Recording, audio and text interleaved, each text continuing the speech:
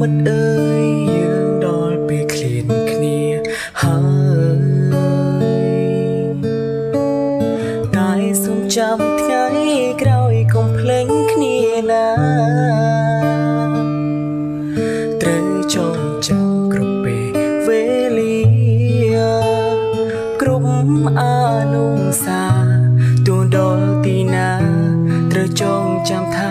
យើងជាមិត្តនឹងគ្នាបើសិនមានឱកាសជួបគ្នាម្ដងទៀតយើងនឹងឆ្លៀតរំលឹករកអនុស្សាវរីយ៍មិនចាំទេថ្នាក់រៀនមួយនេះកន្លែងយើងផ្ដើមស្គាល់គ្នា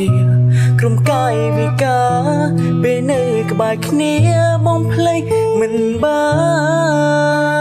នយើងចាំទុកគ្នាដូចបងប្អូនមិត្តភាពមួយនេះមិនងាយសាបសូន្យបានឡើយខ្ញុំនៅទីនេះណាមិនអើយកុំណែកន្តើយមករំលឹកអនុស្សាវរីយ៍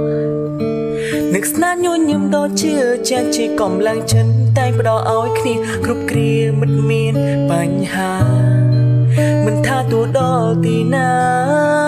យើងនៅតែជាមិត្តដ៏ល្អទោះបីទៅដល់ទីណាយើងនៅតែជាមិត្តដ៏